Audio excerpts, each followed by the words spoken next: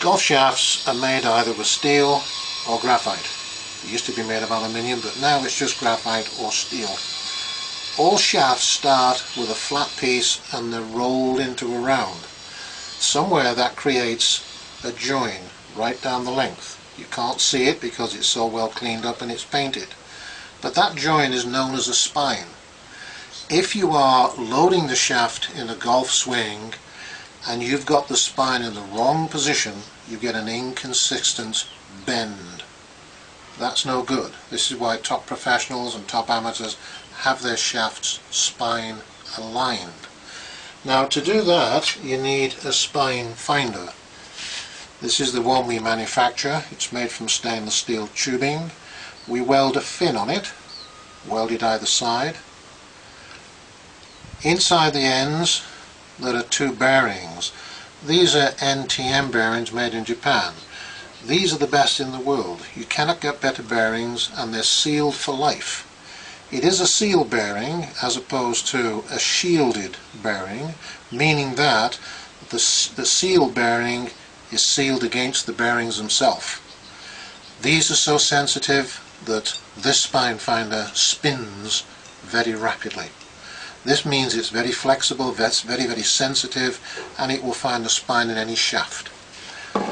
I have one already in my vise, and all you require to do is to put the butt end of the shaft into the spine finder, first locating the spine finder in the shaft.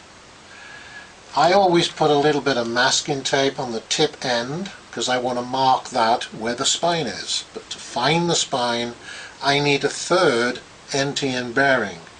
This goes over the tip end perhaps an inch or so, and by pulling down on this you will see that it will find the spine naturally. If I put the shaft in that position and pull down, it will naturally find that position because that's where the spine is. Some shafts have two spines. It appears this one is one of those because that is the spine as well. That's not the spine. I pull down and it kicks into place. So if you're loading the shaft against that, it's naturally going to deflect the head from the target, which is not what you want.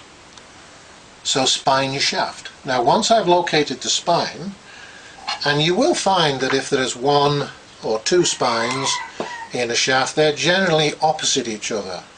But I would mark it with a felt tip pen down the middle where the spine is. Having marked it, I will now check it again. So I'll turn that to one side, pull down again, and sure enough, that's where the spine is. Now, when I'm going to fit the head, I will put this masking tape a little further on. I then will put this into the head and locate that in a position where it's going to bend with as opposed to against. So I want it at right angles to my target, so it's going to bend in the correct way. Spining will get you straighter, will get you consistent, will get you better. Thank you.